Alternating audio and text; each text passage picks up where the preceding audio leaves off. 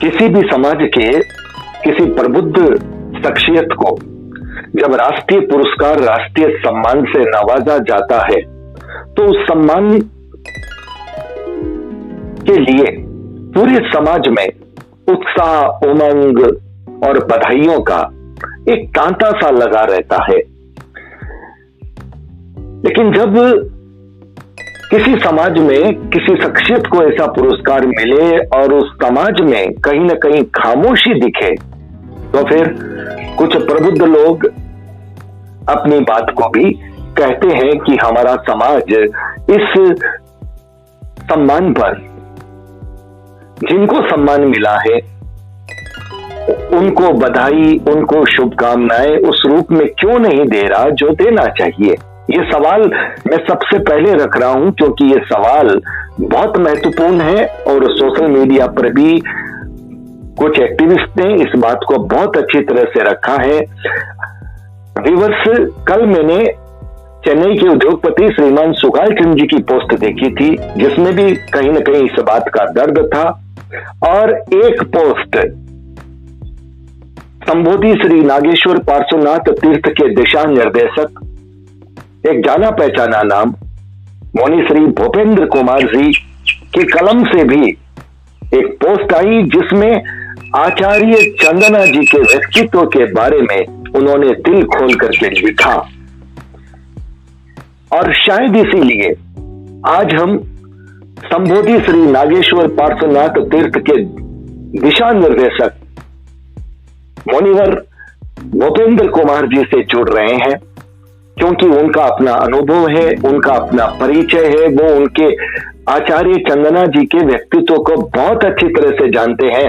इसलिए वो अपने मुखारबिंद से उस व्यक्तित्व की बात करें कि आखिर उन्होंने ऐसा क्या क्या किया कि जैन समाज की तरफ से एक नाम आया जिसे राष्ट्रीय पुरस्कार के लिए, राष्ट्रीय सम्मान के लिए चुना गया, और प्रधानमंत्री मोदी जी ने भी उनसे टेलीफोन पर बात की। प्रसंग है जैन धर्म, जैन समाज से आचार्य चंदना जी, जो कि उपाध्याय अमर मुनि आगरा की शिष्या हैं और जिन्होंने सामाजिक क्षेत्र में इतने बड़े बड़े काम किए हैं कि उनके कामों का अलंकरण है ये पद्म भूषण। और इस वक्त हमारे साथ जुड़ रहे हैं संबोधि श्री नागेश्वर पार्श्वनाथ तीर्थ के दिशा निर्देशक मुनि श्री भूपेंद्र कुमार जी। मुनि श्री जी। हाँ जी। मुनि श्री जी, आपने आचार्य चंदना जी का सानिध्य पाया है, आप मिले भी हैं अगर मैं गलत न हूं, और आपको उनके बारे में बहुत कुछ मालूम है। तो जैन समाज को यह पता चलना चाहिए कि उनके किसी शख्सियत को, उनके समाज की किसी शख्सियत को अगर इतना बड़ा सम्मान मिला है तो उसकी आवाज जैन समाज के अंदर में एक उत्साह, एक प्रसन्नता और उनके पद चिन्हों पर चलने की भावना के साथ होनी चाहिए। मुनिश्री जी। बिल्कुल सही बात है। आज जैन समाज का सबसे बड़ा दुर्भाग्य है, कोई भी संप्रदाय के किसी भी व्यक्तित्व को यदि कोई राष्ट्रीय सम्मान मिलता है, यह पूरे जैन समाज के लिए गौरव की बात होनी चाहिए। पर आज मेरे को लगता है जैन समाज के प्रतिष्ठित आचार्य हैं, वो स्वयं अपनी ही महिमा मंडित कराने में लगे हुए हैं।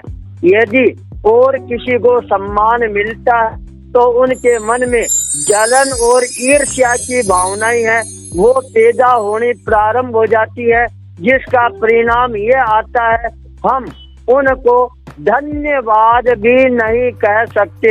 होना तो ये चाहिए, यदि जैन समाज के किसी भी संप्रदाय के कोई भी व्यक्तित्व को कोई राष्ट्रीय पुरस्कार मिला है, पूरे जैन समाज को दिवाली और दशहरा की तरह उनका सम्मान आदर करना चाहिए। पर मानसिक जलन और ईर्ष्या के कारण आज जैन संप्रदाय है वह धीरे धीरे अपने अपने कट घेरों के अंदर बंधता जा रहा है। अपने से बाहर निकलने का वो साहस और प्रयास ही नहीं कर रही है। कोप मंडूक की स्थितियां हैं। आज जैन समाज की बनती जा रही है, इसलिए भारत सरकार के द्वारा इतना बड़ा पद्म विभूषण जैसा सम्मान मिलने के बाद भी किसी भी साधु साध्वी आचार्यों के मुखारबिंद से एक शब्द भी नहीं निकला है। यह जैन समाज का बहुत बड़ा दुर्भाग्य है।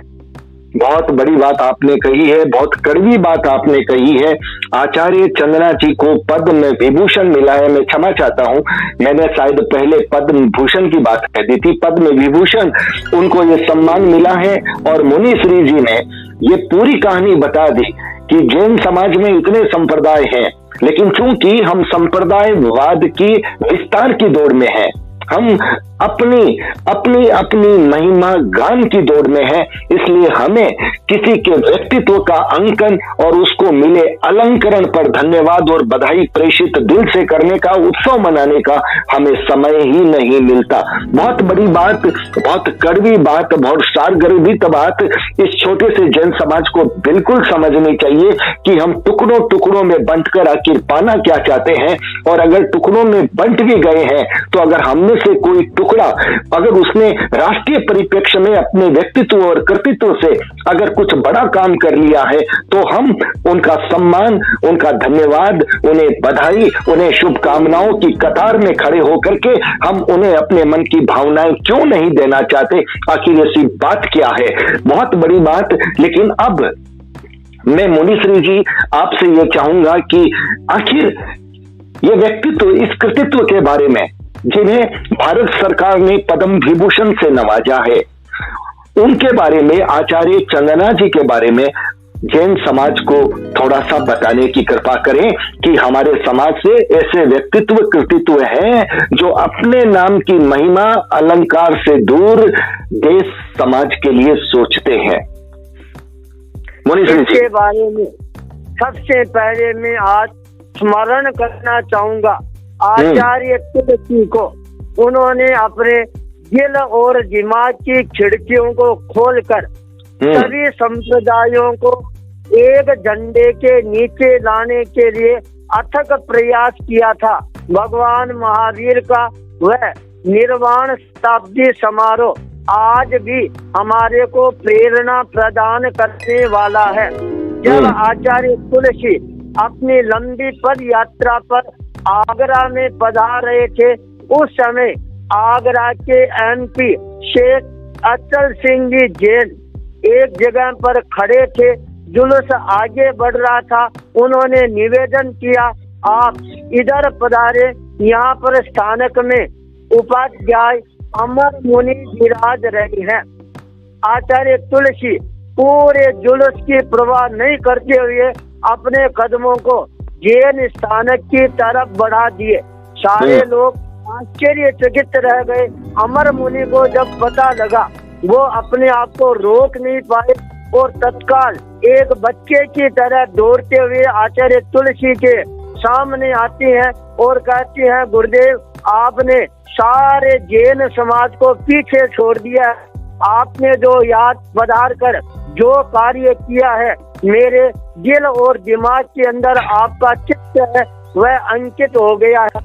आचार्य तुलसी के उन विचारों से प्रभावित होकर अमर मुनि ने भी अपने शिष्य समुदाय को खुले विचारों के साथ काम करने का आह्वान किया।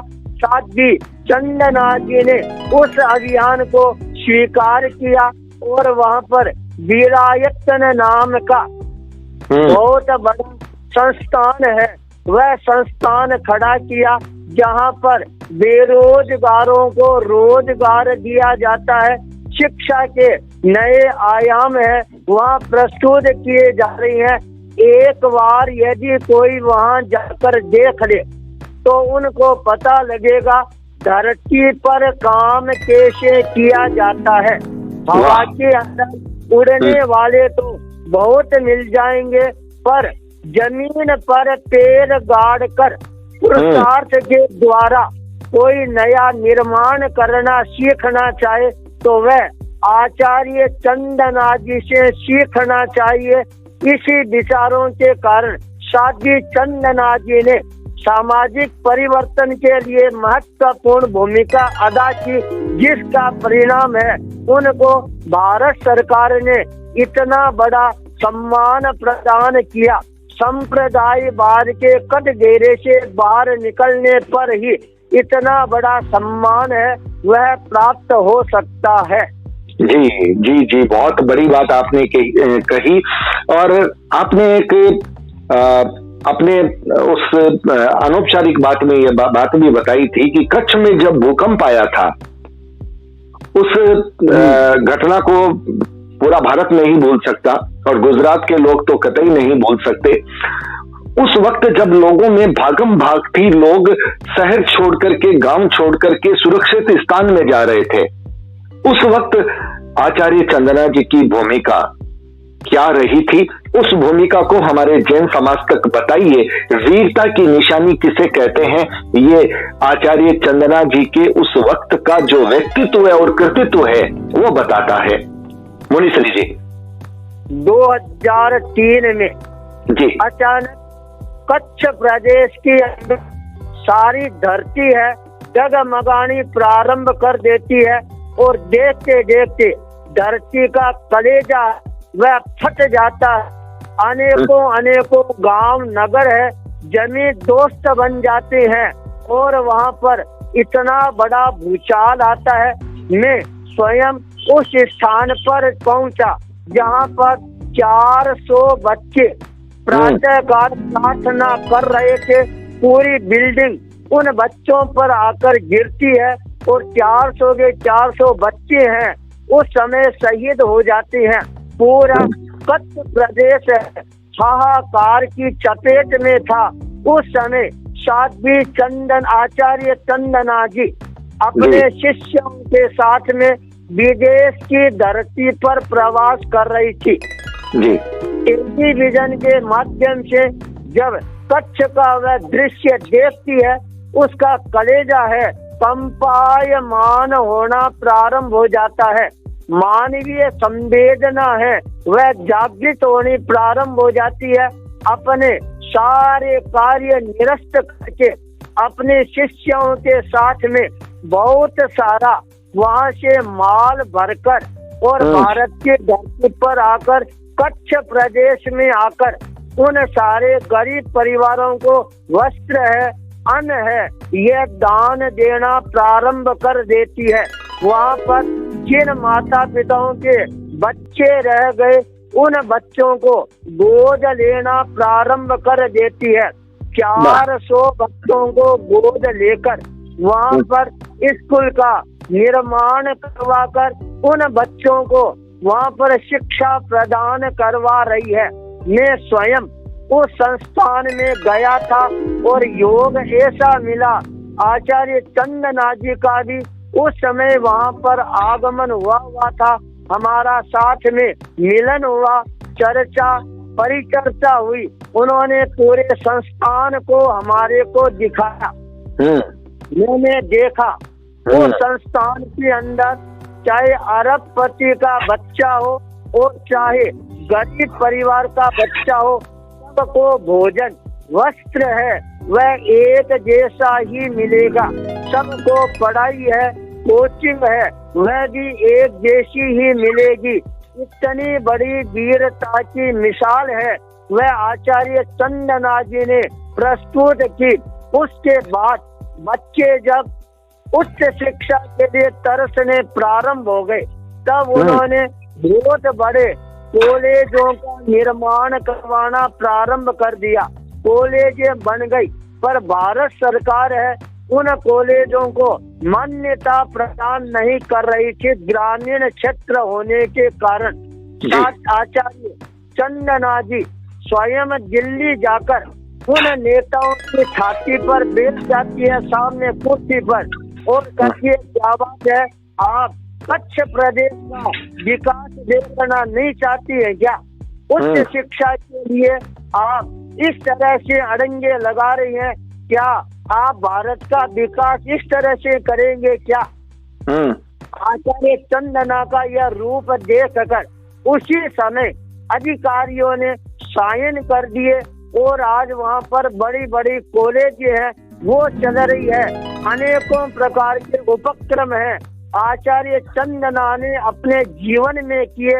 इसलिए आज आचार्य चंदना को राष्ट्रीय स्तर का सम्मान है वह प्राप्त हुआ है।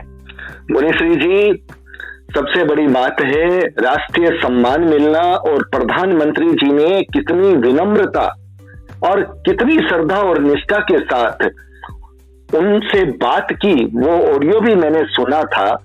सबसे बड़ी बात जो सवाल बनता है, हम जैन समाज में स्थानक बना रहे हैं, भवन बना रहे हैं और नए नए सैकड़ों करोड़ों के मंदिर बना रहे हैं।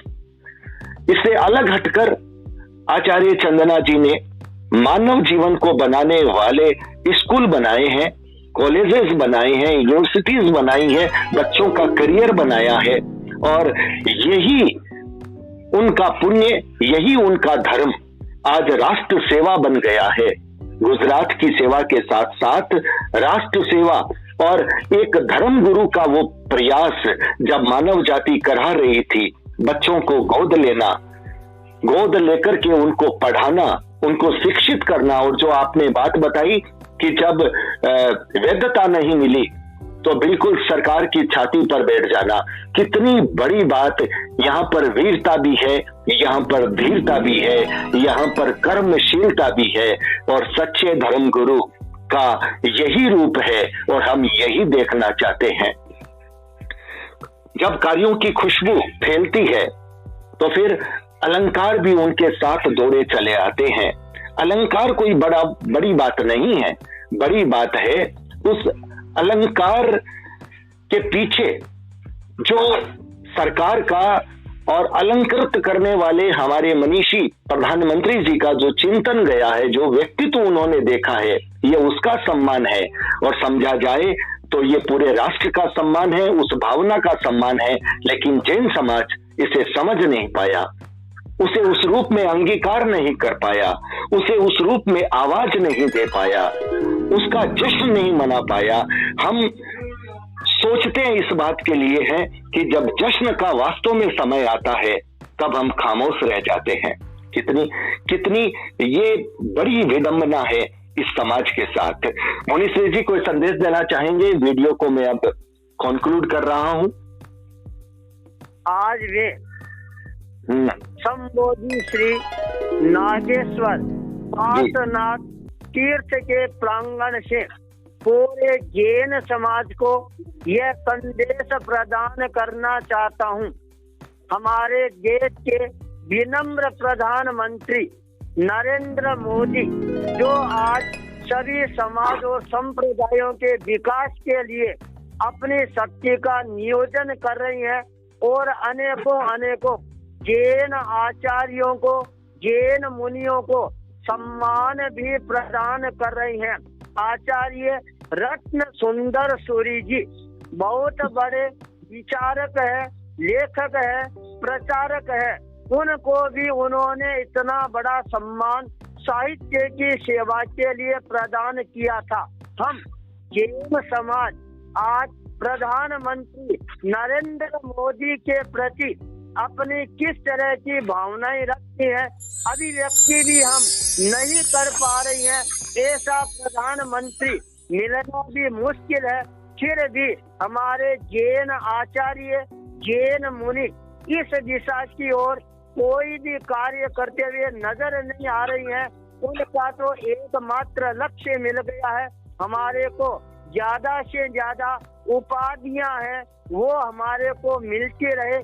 इन उपाधियों की व्याधियों से जब हमारे जैन मुनि आचार्य मुक्त होंगे तभी हमारे जैन धर्म का सर्वांगीण विकास होगा। बहुत बड़ी बात। उपाधियों की व्याधियों से मुक्त होने का जब प्रयास होगा तब हम जैन धर्म का धर्म की परंपरा का, मर्यादा का, और जो वास्तव में असली व्यक्तित्व कृतित्व हैं, धर्म के साथ जुड़ करके समाज का काम करते हैं, राष्ट्र का काम करते हैं, हम उनका अंकन कर पाएंगे। हम उनका अंकन इसलिए नहीं कर पा रहे हैं क्योंकि हम खुद अपनी उपाधियां बटोरने में व्यस्त हैं। बहुत मार्मिक सवाल है इस वीडियो के आखिर में, और वो पूरे जैन समाज के लिए मैं छोड़ रहा हूं। सिर्फ जैन समाज के लिए नहीं, सभी समाजों के लिए है। अगर किसी भी समाज में इस तरह की व्याधि है कि वो उपाधियों के पीछे तो दौड़ते हैं लेकिन अपने व्यक्तित्व और कृतित्व को उस रूप में नहीं मनाते, और जो सच्चे व्यक्तित्व कृतित्व वाले लोग हैं, जब उनको कोई अलंकरण मिलता है तो वे खामोश हो जाते हैं। ये वीरानगी क्यों दिखती है, ये खामोशी क्यों दिखती है? जहां पर उत्सव होना चाहिए था, जहां पर हर्ष होना चाहिए था, जहां पर जश्न होना चाहिए था, और उनके व्यक्तित्व के अंकन के साथ साथ उनके कृतित्व को अंगीकार करने की भावना होनी चाहिए थी, वो भावना नहीं दिखी। इसलिए ये सवाल पैदा हुआ। मैं आभार ज्ञापित करता हूं चेन्नई के उद्योगपति श्रीमान सुगालचंद जी जैन का। उन्होंने भी एक ऐसी पोस्ट दी और मुनि श्री भूपेंद्र कुमार जी ने तो वो कह दिया जो समाज कहीं ना कहीं सुनना भी चाहता है। बहुत बहुत आभार, नमस्कार मुनि श्री जी, आपका आभार, आपने समय दिया। व्यूअर्स, वीडियो को लाइक कीजिएगा, शेयर कीजिएगा, चैनल पर अगर नए आए हैं तो सब्सक्राइब को दबा दीजिएगा। आप हमारे डिजिटल फर्स्ट न्यूज को ज्वाइन भी कर सकते हैं।